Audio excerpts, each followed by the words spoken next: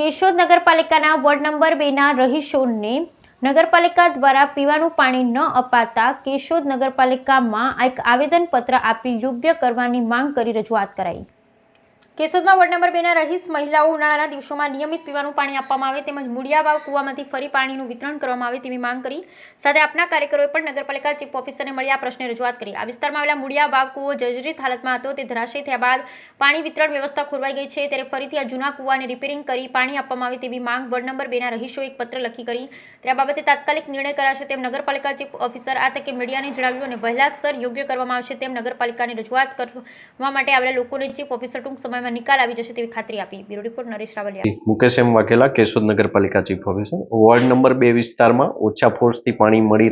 રહ્યા બાબતની રજૂઆત અત્રેની કચેરીને મળેલી હતી, જે જોતા ત્યાં નિયમિત રીતે પાણી સપ્લાય કરવામાં આવે છે, પરંતુ તે લોકોની એક અન્ય જરૂરિયાત એવી છે કે તે વિસ્તારમાં જે મુંડિયા કૂવો કરીને કૂવો છે, જે ગયા ચોમાસામાં ભારે વરસાદને કારણે ધરાશયી થયો હતો, જેને રિપેરિંગ કામ કરવાનું આયોજન કેશોદ નગરપાલિકાએ આવનારી સ્વર્ણિમ ગ્રાન્ટમાં આયોજન હાથ ધરેલું જ હતું, પરંતુ અત્યારની જરૂરિયાત ધ્યાને લેતા કેશોદ નગરપાલિકાએ આ કામ સત્વરે થાય તે મુજબનું આયોજન ધરેલું છે અને આ જ કૂવામાંથી ફરી તે લોકોની જે જૂની સપ્લાય હતી, જે જૂનું રૂટીન હતું, એ મુજબનું પાણી હવે 15 દિવસ પછી જે કૂવા રિપેરિંગનું કામ શરૂ થાય અને કામ પૂર્ણ થાય એટલે એમની જે જૂની સિસ્ટમ હતી પાણી સપ્લાયની એ મુજબ ચાલુ કરી દેવામાં આવશે અને એ લોકોનો જે પાણી સપ્લાયનો પ્રશ્ન છે, એટલે એ લોકોને જે સ્ટોરેજ ઓછા છે તેને કારણે પાણીના પ્રશ્ન ઉદ્ભવે છે એ વિસ્તારમાં, એટલે આ કૂવાનું કામ પૂરું થયેથી તેમનો આ પ્રશ્ન પણ નિરાકરણ થશે। આમ આદમી પાર્ટી કેશોદ શહેર પ્રમુખ મહેશભાઈ મકવાણા છેલ્લા 8 મહિનાથી વોર્ડ નંબર 2માં જે મુંડિયા વાવ તરીકે જૂનો કૂવો આવેલો હતો તે ગયા ચોમાસામાં અચાનક જ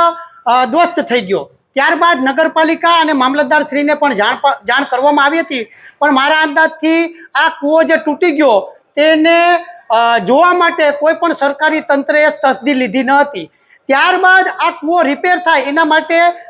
2 થી 3 મહિના અગાઉ પણ લેખિતમાં રજૂઆત કરવામાં આવી હતી કે ભાઈ અહીંનું જે પાણી છે તે આજુબાજુના વિસ્તારના ઘણા પરિવારોને આવરી લે છે, તો આ કૂવો રિપેર કરી અને ફરીથી વ્યવસ્થિત કરવામાં આવે અને ગ્રાન્ટમાં આવનારી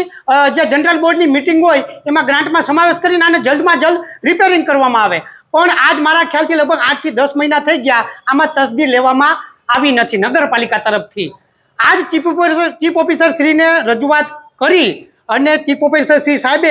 અમને બાંહેધરી આપી છે કે 15 દિવસ બાદ કૂવાનું રિપેરિંગ કામ ચાલુ થશે અને હાલમાં જે પાણી છોડવામાં આવે છે એ પાણી વ્યવસ્થિત છોડવામાં નથી આવતું, એમાં વાલા દવલાની નીતિ અપનાવવામાં આવે છે, જે સારા વિસ્તાર છે ત્યાં 2 કલાક પાણી છોડવામાં આવે છે અને આ જે 50 વિસ્તાર કહેવાય છે, ગરીબ લોકો રહે છે, મધ્યમ વર્ગના લોકો રહે છે, તો એની સાથે અન્યાય કરવામાં આવે છે અને પોણી કલાક કે